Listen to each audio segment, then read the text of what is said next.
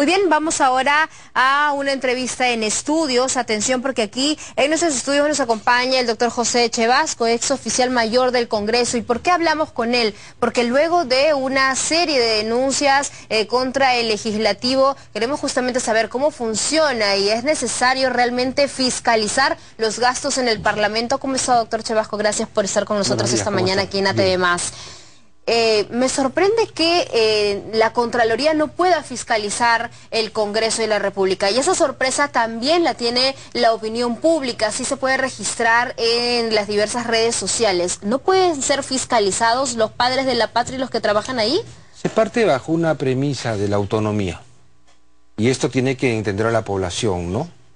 Si bien es cierto, el Congreso cuenta con autonomía política, económica y administrativa, lo cierto es de que a raíz de los hechos por todos conocidos en relación al congresista Michael Urtecho y otros, la presidencia del Congreso, en coordinación con el Contralor General, han previsto la posibilidad de que ingresen 2 auditores de la Contraloría para ayudar en el control de la ejecución del gasto. O sea, después de todos estos escándalos, desde el caso Urtecho en adelante, van a haber 2 auditores, 2 representantes de la Contraloría en el Congreso de la República, ¿no? Para que tengan un poco de independencia en sus trabajos de fiscalización. Yo creo que sí, es un primer paso, porque creo que a la luz de los hechos y conforme se van moviendo las corrientes de carácter político y sobre todo de la opinión pública en estas épocas de la transparencia, se hace necesario que exista una modificación al reglamento del Congreso, una modificación que permita que los auditores tengan autonomía y que sean designados por un órgano como es la Contraloría, sin que melle la autonomía del Congreso. ¿Cómo era antes? Antiguamente, hasta el año 92, existía la Comisión Revisora de Cuentas, una comisión mixta integrada por diputados y por senadores, que se encargaban de controlar las cuentas de los presupuestos de ambas cámaras. Como era natural, nunca se encontraban deficiencias en el manejo presupuestal, porque hasta esa época los parlamentarios cumplían una función administrativa, para que sepan los chicos y ahora los jóvenes, ¿no? Antiguamente había un congresista, un senador tesorero, un senador secretario bibliotecario, otro senador o diputado secretario que se encargaba del personal. Claro. Entonces, bueno, cuando viene el golpe de Estado, cambia todo. Cambia todo, y por primera vez en la historia del Congreso se incluye una oficina de auditoría interna. Que es parte del Congreso, o sea, ¿no tiene autonomía? Es parte del Congreso, es un primer paso, pero ya contábamos, los funcionarios, en esa época yo era oficial mayor, contábamos con un ente que nos vigilaba, y eso era muy bueno, porque ya los congresistas, al no tener manejo presupuestal, como los tienen ahora, esta oficina de auditoría se encargaba de controlar nuestra ejecución del gasto, y teníamos auditores que nos permitían el control, nos ayudaban en la vigilancia de la ejecución del presupuesto. Este modelo se mantiene, pero luego ya de 15 o 20 años, este modelo tiene que refrescarse, en mi opinión, y tenemos que entrar en la era en la cual la Contraloría tiene que tener una labor más activa, sin que melle la autonomía. Y eso es muy importante. Ahora, hay un detalle, doctor Echevasco, que a mí y creo que a muchas personas no les queda del todo claro, porque se había aumentado el sueldo de los legisladores para que puedan ahí tener sus gastos de representatividad, es decir, aquellas actividades que ellos promocionan como parlamentario, como el votado y el padre de la patria, el representante de un pueblo en general. Entonces, si tienen estos gastos de representatividad en su sueldo, ¿por qué luego tienen que presentar boletas por toldos, por catering, por diferentes cosas, a nombre, ¿no?, de estas o por estas actividades, y se lo pasan y lo siguen cobrando al Parlamento? O sea, ¿quién fiscaliza eso? ¿Por qué pueden pasar las boletas con tanta facilidad y si no sale una denuncia periodística todo hubiera sido igual? Exactamente. Ahora existe para los presidentes de comisiones y miembros de mesa directiva la ayuda por parte del Congreso para que representen en actividades al Parlamento. En mi opinión es un doble gasto, porque si ya los congresistas tienen un dinero para gastos de representación, como bien lo has llamado tú, no se hace necesario, creo yo, un presupuesto adicional para hacer algunas actividades de carácter de representación del Congreso. Es lamentable que por razones de la propia fuerza de la opinión pública y de los medios de comunicación se hayan conocido estas cosas. Por eso creo yo que se hace necesaria una reforma total del funcionamiento del Congreso. no solamente a nivel administrativo, sino también en función de cómo funcionan los órganos congresales. Por ejemplo, hoy tenemos el caso de Michael Urtecho, que está pasando a la Comisión de Acusaciones Constitucionales producto de una denuncia constitucional. Pero todo procedimiento que para la opinión pública precisa resultados inmediatos, tiene toda una secuencia. Y, por ejemplo, este procedimiento va a durar por lo menos unos 2 a 3 meses. Lo primero que se viene ahorita es el día jueves. Es más que probable que ya sea suspendido 120 días. Exacto. ¿No? Porque todos las diferentes bancadas están a favor de ello. Y luego ahora pues acaba de ser Marco Tulio Falconi ya designado como el nuevo presidente de la Subcomisión de Acusaciones Constitucionales. Ahora, esta comisión también va a ver el caso Urtecho. Claro, desde el punto de vista de los ilícitos penales. Hay una denuncia contra Michael Urtecho presentada por el parlamentario Lescano y otros congresistas. Esta denuncia tiene que ver con un tema de carácter penal. La comisión va a concluir con un informe que va a ser elevado primero a la permanente y luego al pleno del Congreso. De darse toda la situación que se prevé, el Congreso estaría votando por acusar al congresista Urtecho ante la Fiscalía de la Nación y posteriormente un juicio al Poder Judicial. Pero la población tiene que entender lo siguiente, que mientras dure el proceso en el Poder Judicial contra Michael Urtecho, él seguirá siendo congresista, él no va a ser desaforado. Hasta que el Poder Judicial no lo sancione de determinada manera. Exacto, porque está el principio de inocencia. Nadie es culpable hasta que se demuestre lo contrario, ¿no? O sea, el principio de la presunción de inocencia está sobre todas las cosas y el Tribunal Constitucional emitió una sentencia en ese sentido. Por eso que a partir del 2012 los congresistas o funcionarios, ¿no?, que sean acusados por el Congreso ante el Poder Judicial mantendrán su estatus como tal mientras el Poder Judicial no concluya con las investigaciones y todo el procedimiento que ello implica. De hecho, eso tomará más de 120 días. ¿Qué pasa? Porque hay una sanción ética de 120 días, sí, suspendido incluso sin goces de haber. Así es. ¿Qué pasa cuando acabe ese tiempo? ¿Él tendrá que regresar al Congreso? ¿Aún esté siendo investigado en el Poder Judicial? Claro, porque a él se le levanta la inmunidad, la protección. Para poder ser intervenido por el Poder Judicial. Exactamente, ¿no? Ahora, si el Congreso deseara destituir a Michael Urtecho, tendría que haber otro tipo de denuncia por infracción a la Constitución. ¿Qué las hay? Que no existe.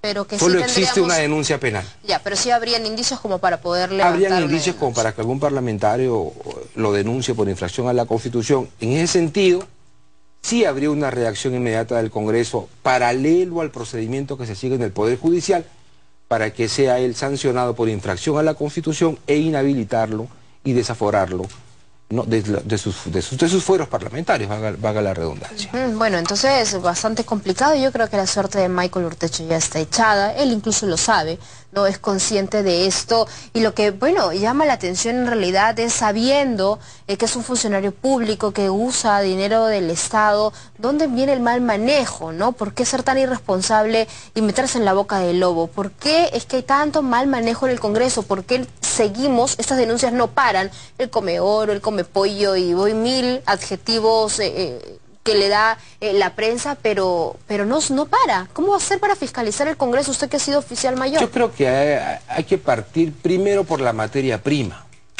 La materia prima en un Congreso son los congresistas. Y lamentablemente el sistema que tenemos de elección, que parte, gran responsabilidad está en manos de los partidos políticos, porque ellos nos ofrecen una lista de candidatos y sobre esta lista nosotros elegimos. De acuerdo al que da más, ¿no? Exacto. Entonces, el voto es obligatorio. Hay mucha gente que vota por simpatía, porque me cae bien el candidato, porque baila bonito o canta bien. Porque es graciosito. O es graciosito, ¿no? Entonces, de plano elegimos a congresistas de que no tienen una carrera política. En otros países, llegar al Congreso es producto de una carrera. Nadie llega al Congreso si es que antes no ha sido concejal, alcalde de distrito, tiene una trayectoria política y el Congreso es la culminación de esa carrera política, cosa que no pasa en el Perú. Entonces, tenemos que entrar por ese lado. Pero si fallamos en la elección, tiene que haber otro sistema. El sistema es que haya transparencia en el Congreso. No existen niveles de transparencia.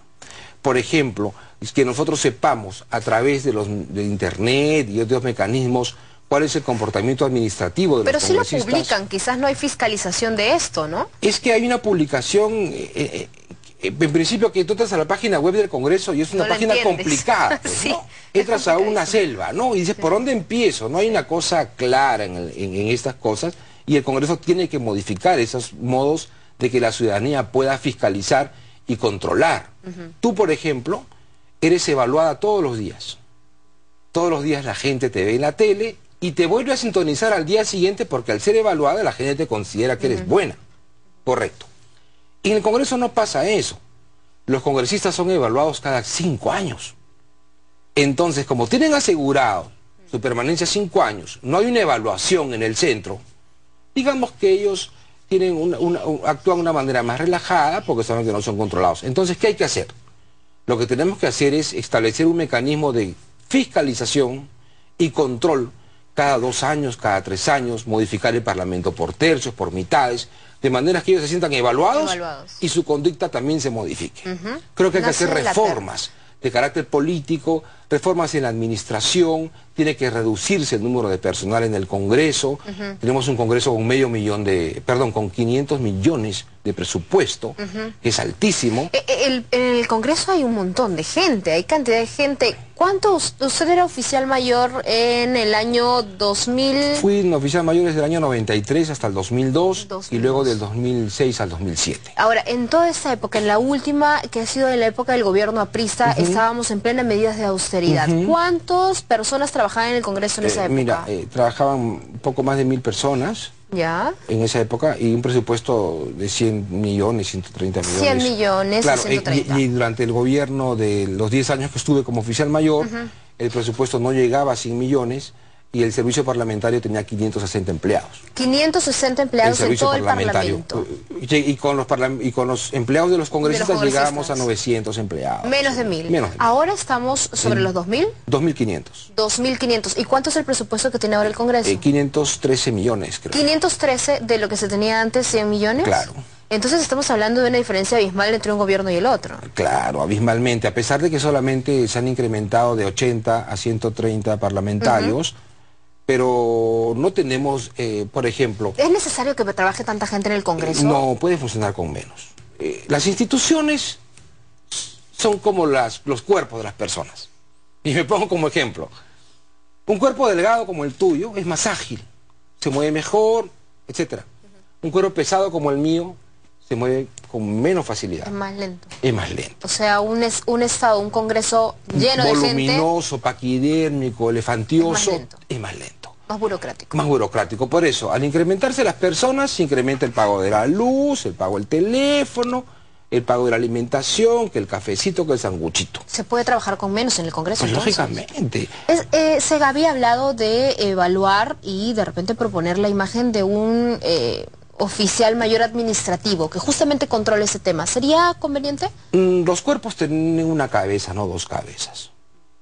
Entonces creo que había un problema. Hoy he leído en los medios que el presidente Otárola ha sugerido fortalecer una gerencia general, cosa que está muy bien. Creo yo que hay que delegar funciones administrativas que tiene el actual oficial mayor a un gerente general para que éste se dedique con fuerza legal interna a poder hacer una mejor administración del Congreso. Pues repito, ¿no? Para que la opinión pública entienda. ¿Es necesario reformar el Congreso? Sí es necesario reformarlo. ¿Es necesario reformarlo a nivel administrativo? Sí es necesario. A nivel político también es necesario. ¿Por qué? Porque no tiene sentido tener un Parlamento que en lugar de fortalecer la institución democrática la debilite. Muchas personas sienten y creen que el Congreso no sirve. Y eso está mal que piensen eso. ¿Y por qué lo piensan? Porque la conducta individual de algunos congresistas dañan la imagen corporativa del Parlamento. Definitivamente la dañan. No hay manera de poder aislar el tema y que el caso Urtecho no haya malogrado la imagen de todo el Parlamento. Exactamente. Es imposible. Son personas que tienen habilidades en la vida privada, que son buenos empresarios exitosos, que son artistas exitosos algunos de ellos, que son cantantes, que pueden ser ciertas cualidades personales. Pero la vida política es más que eso. Para ser un buen político hay que formarse en política. Claro. El político tiene que entender, y el congresista sobre todo tiene que entender que él ya no es él. Cuando él sale de su casa todas las mañanas, ya no puede pasarse una luz roja. Ya no puede tener una conducta impropia ante la ciudadanía. Sus actos privados ya son públicos y solo tiene derecho a hacer él en su casa. Pero saliendo de su casa ya no. Su imagen es la imagen del Congreso. Cada uno de los congresistas que están ahí representados, e incluyendo también a los empleados, porque ya la opinión pública no dice el empleado del congresista tal, no, dice el empleado del Congreso. La opinión pública no dice el congresista tal, dice el